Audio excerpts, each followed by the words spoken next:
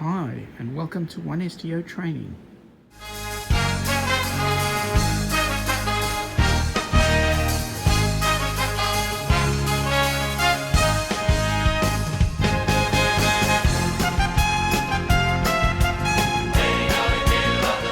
you can see, we're a training organisation. Our training number there, 41558, gives us permission to be able to train in first aid predominantly, but also in various work health and safety courses, one of which is electronic test and tag. Training goes through to doing oxygen, as well as CPR, as well as we supply first aid kits and components, and of course, our favourite item, the defibrillator.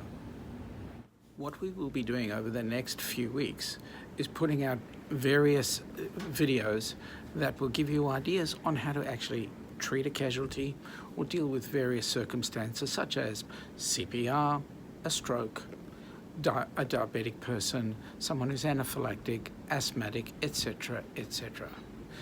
But this today is our introductory video. This is the video where you learn about who we are. So, let me start off today by asking you, when was the last time you updated your first aid training?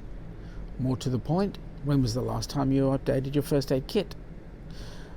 Most people, they have a first aid kit, it sits on the shelf. The problem is it's been sitting on the shelf for 3, 4, 5 years. Components inside those first aid kits do go out of date. And most importantly, folks, we need to update them. We need to be sure that they are functioning properly and that we've got sufficient of everything. So my suggestion is have a look at your first aid kit. Look at the components, look at the use by dates. Check those components against the list of contents that is provided with each first aid kit. If they don't match, update. If stuff is out of date, replace.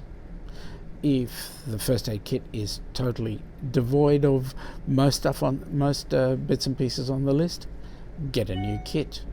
At the end of the day, folks, your safety is in the hands of your first aid kit and your first aiders. So do whatever is necessary to make sure that you are able to adequately provide first aid to your fellow staff or fellow members of your organisation.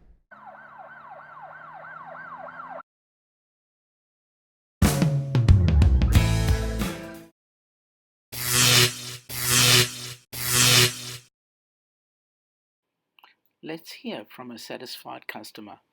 I just completed my first aid course here today, and it is my 23rd year of being a first aider, and today is honestly one of the first times that I really felt that I'd learned some really different and interesting facts.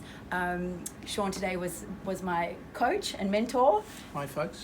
And for me actually half of the session was private, which was extremely educational and just a great opportunity for me to ask personal questions.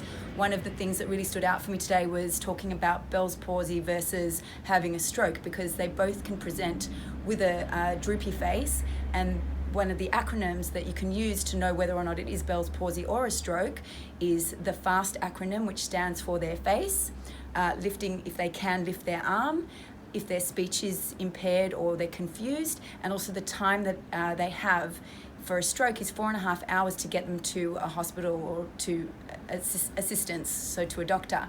So for me that was really important to know, because my dad had Bell's palsy last year. So that was a really helpful tip. And the other thing that stood out to me today was about the stings and having anaphylactic reactions, that in fact, if you don't know that you have an allergy, so if it's nut related or even a bee sting, and you do have a reaction to that, you need to get yourself an EpiPen. And if you go to the chemist, you can buy it over the counter. It's about $100. But I just learned that if you have a script, you can buy it for $40. Most people should have one, I believe, just as an emergency precaution.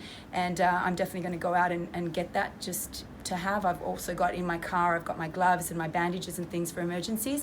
So that was really helpful to know. And I really enjoyed it. Sean was really fun and interesting. And I would highly recommend. Terrific. We actually want as many people as possible to come down and learn first aid, because the basis is, if you're out there in the street what's the biggest thing that happens? Most people would panic. And if you're dealing with a casualty, like we learned today, we had a person here whose relative was suffering from a stroke, number one, and number two, a cardiac arrest. She did CPR on the family member.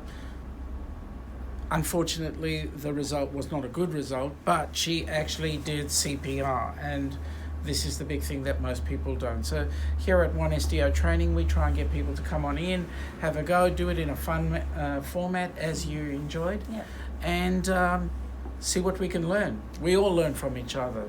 And I honestly feel that recertifying every 3 years for first aid gives me that confidence. I know that if I walk out of here, I'm ready for action, and it's important to keep that training up.